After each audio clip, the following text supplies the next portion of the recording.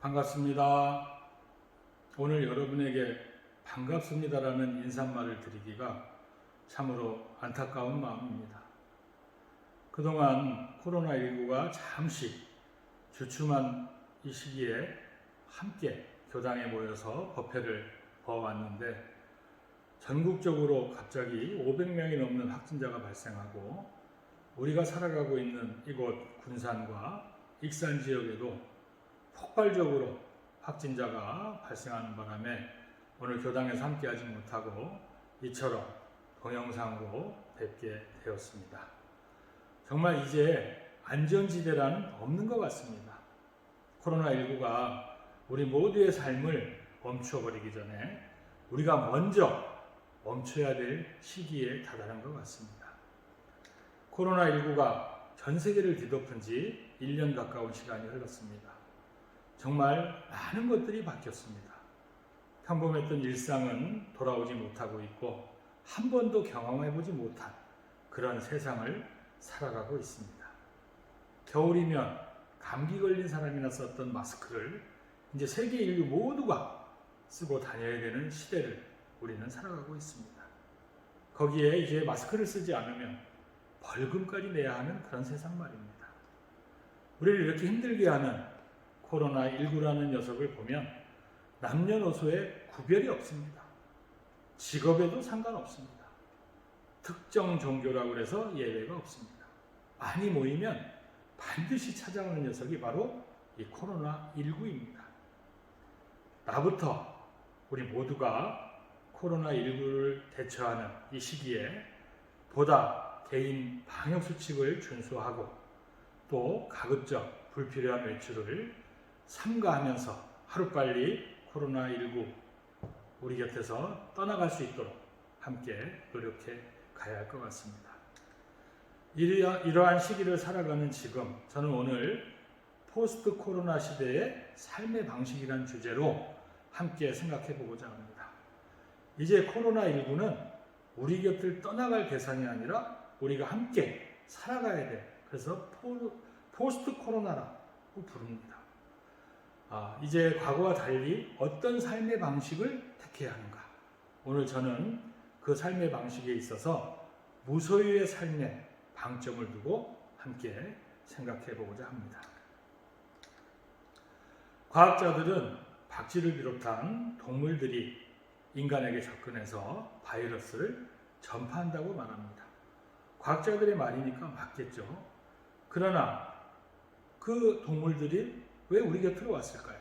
우리와는 다른 공간에서 살던 동물들이 인간에게 다가와서 바이러스를 퍼뜨렸다. 그들이 우리에게 다가온 걸까요? 어찌 보면 우리가 그들을 우리 곁으로 불러들인지도 모르겠습니다. 오늘 우리는 종교인의 안목에서 오늘의 사태를 그리고 앞으로의 시대를 생각해 봤으면 합니다. 인류 역사상 인류들은 저 과실을 거두기 위해서 무한한 생산, 내 욕망을 채우기 위해서 정말 앞으로 달려왔습니다. 저 굴뚝에서 뿜어내는 저 연기들을 보세요. 우리에게 편리한 상품을 만들어내고 우리가 소비하는 욕망을 만들기 위해서 저렇게 엄청난 연기를 뿜어내는 저 모습에서 이 지구는 병들어가고 있습니다. 이 세상은 울창한 살림 속에 있다가 인간의 편의를 위해서, 인간의 욕망을 위해서 침해되고 개발되었습니다. 지구는 한정된 공간입니다. 무한한 공간이 아닙니다. 그러나 인류의 편의, 그리고 인간의 욕망을 달성하기 위해서 우리는 무차별적인 개발과 무한적인 생산을 통해서 이 지구를 멍들게 하고 있습니다. 여러분, 당신이 낀 방귀 하나가 이 지구를 빠져나가지 못하고 이 지구 안에 머문다고 생각해 보신 적 있나요? 우리가 고기를 먹기 위해서 기르는 소나 돼지, 이런 가축들이 수천 마리, 수만 마리의 가축들이 끼는 방귀가 실제로 지구 공기의 오염원이라는 걸 알고 계신가요? 이처럼 인류의 욕망, 무차별한 개발로 인해서 생태계는 파괴되고 이 우주 질서가 지금 흔들리고 있습니다. 이 지구는 한쪽은 뜨거워서 못 살겠고 한쪽은 얼어붙어서 못 사는 이상한 병증을 나타내고 있는 겁니다. 자, 보시면 세계적으로 어느 나라는 한파와 폭설로, 어느 나라는 폭풍과 홍수로, 그리고 어느 나라는 뜨거운 화염 같은 더위, 그리고 가뭄, 산불로 멍들어가고 있습니다.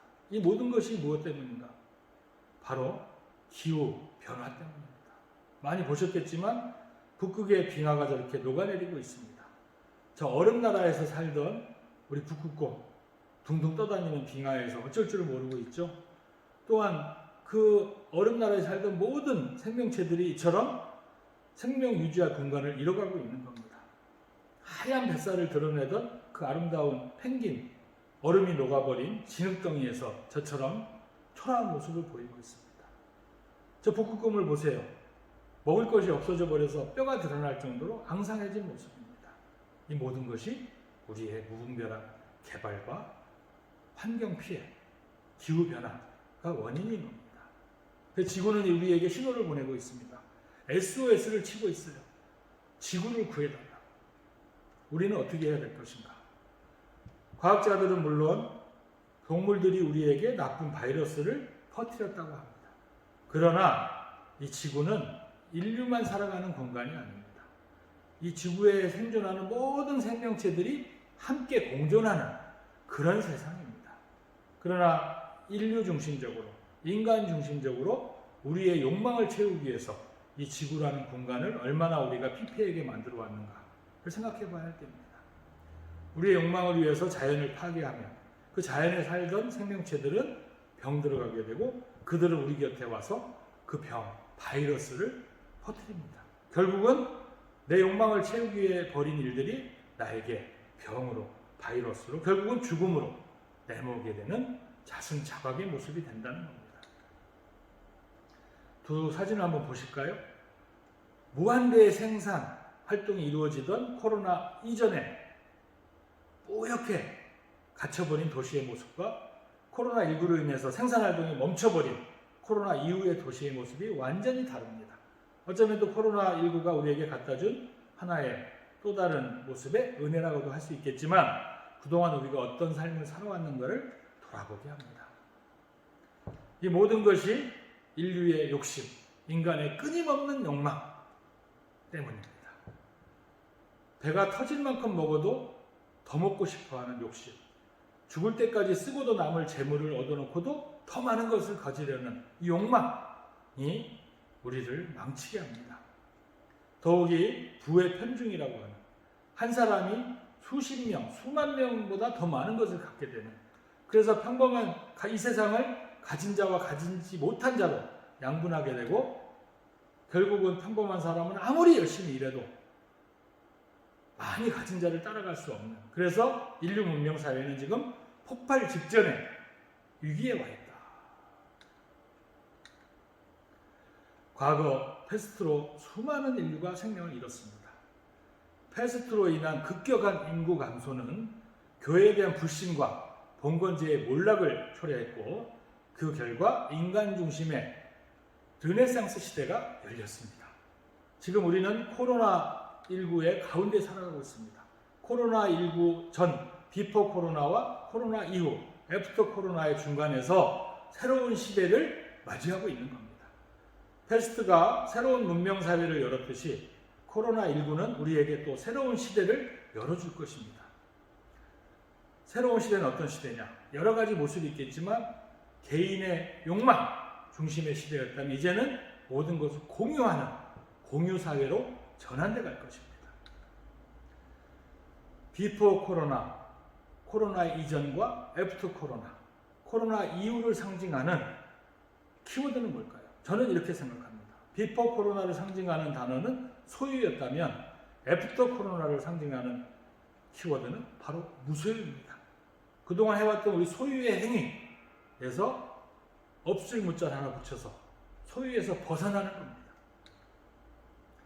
그동안 우리는 가파른 인생길을 힘들게 살아가면서 하나라도 더 움켜쥐기 위해서 그렇게 살아왔다면 코로나19 이후에 애프터 코로나 시대의 우리의 삶의 방식은 가진 것을 내려놓는, 가볍게 살아가는 그런 무소유의 시대라고 생각합니다. 무소유하면 우리는 법정 스님을 생각하게 되죠. 이미 열반하신 지 꽤 됐는데 오늘 이 시대에 이 법정 스님과 무소유를 소환한 분이 있습니다. 바로 이분 해민 스님입니다. 해민 스님은 혜성같이 나타나서 멈추면 비로소 보이는 것들이라는 책을 비롯해서 많은 책과 TV에 강연을 하고 전국을 다니면서 마음치유 콘서트를 열고 예능에 나와서 자기의 삶의 공간도 공개하고 정말 새로운 신스틸러로 떠올랐던 분입니다. 그러나 어느 날 우리가 알고 있는 푸른 눈의 납자라고 하는 현각 스님이 불교를 팔아먹는 기생충이라고 해민 스님을 공개 저격합니다. 그래서 그의 민낯이 세상에 드러나게 되죠. 그는 수많은 사람 대중들 앞에서 소유하는 것에서 행복을 느끼지 마라, 감사하는 것에서 행복을 느끼라며 무소유를 강조했습니다. 근데 드러난 그의 민낯은 사람들 앞에서는 무소유를 얘기하면서 자기는 뒤로 엄청난 소유를 했던 거죠. 이 한 개인을 우리가 폄하하거나 비난하기보다는 우리가 그동안 알고 온 무소유라는 개념이 얼마나 실천하기가 힘든가, 출가한 스님마저도 소유의 욕구에서 벗어나지 못한 이 모습을 보면서 누구 한 개인을 욕하기보다는 과연 무소유라는 것이 무엇인가, 무소유의 정체성에서 다시 한번 생각해 보자 합니다. 우리는 흔히 무소유라고 하면 아무것도 갖지 않는 것, 소유가 없으니까요, 이렇게 생각해 왔습니다. 그래서 우리는 해민 스님같이 출가한 승려나 성직자들에게 무소유를 강요하죠. 우리는 이렇게 소유하고 살지만 당신들만큼은 무소유의 삶을 살아라. 근데 그의 민낯이 소유가 있을 때 우리는 비판합니다. 여기서 우리는 무소유의 개념을 한 번 더 생각해 봤으면 합니다. 무소유를 얘기하셨던 법정 스님도 무소유란 아무것도 가지지 않는 것이 아니라 불필요한 것을 가지지 않는 것이라고 했습니다.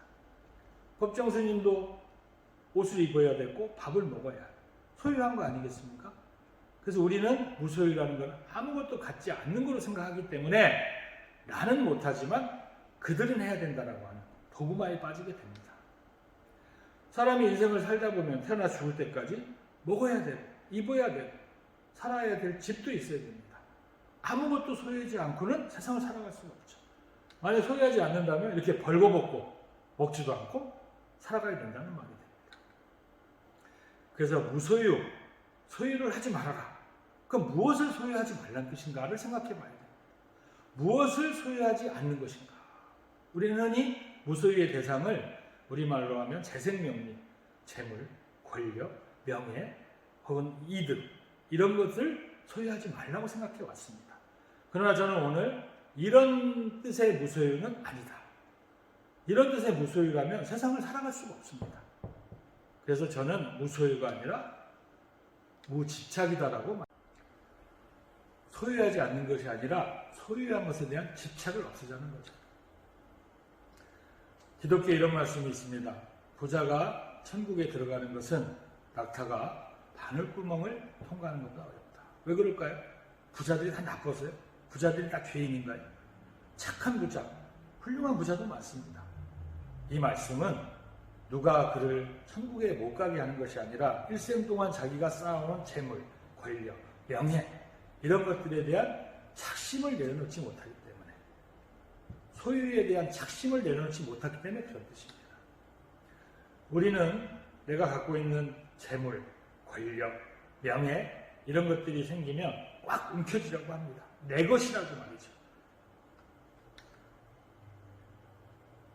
무엇인가를 갖는다는 것은 다른 한편 무엇인가에 얽매이는 것이라고 했습니다. 그러므로 많이 갖고 있다는 것은 그만큼 많이 얽혀 있다는 뜻입니다. 당신이 지금 이 세상을 마무리한다고 했을 때 무엇이 가장 마음에 걸리고 무엇이 내 발목을 잡는가를 생각해 보시면 그 개수가 몇 개냐를 보시면 내가 얼마를 갖고 있고 얼마나 얽매여 있는가를 아실 수 있을 겁니다. 미래사회, 새로운 시대, 애프터 코로나, 포스트 코로나 시대의 화두, 새로운 생활 윤리는 내 개인적 욕망, 소유가 아니라 내가 갖고 있는 것을 함께 나누는, 그래서 우리가 함께 잘 사는 그런 세상입니다. 우리는 흔히 빨리 달려가는 토끼를 모델링했을지 모릅니다. 남보다 빨리, 남보다 더 많이. 그러나 이제는 조금은 더딜지 몰라도 한 번쯤은 좌우도 돌아보고 뒤도 한번 돌아보고 옆 사람과 함께 가는 거북이 같은 삶에 대해서 고민하고 실천해 봐야 될 때입니다. 함께 잘 사는 사회로 나아가는 한 걸음. 내 것만을 고집하고 내 소유를 주장하기보다는 내가 가진 것을 함께 나누는 세상. 그게 아마 대종사님이 내몬하신 낙원세계의 한 단면이 아닐까 생각해 봅니다. 내 것을 지키기 위해서, 내 것으로 소유하기 위해서 안간힘을 쓰는 삶. 인생의 마지막 황혼길에서 얼마나 많은 행복을 느낄 수 있을까요? 이제 이 코로나 시대를 살아가면서 앞으로 이 시대를 어떻게 살아갈 것인가? 우리의 일상에서 무소유를 실천하는 삶이 되시기를 염원드리면서 오늘 시간 마치겠습니다. 감사합니다.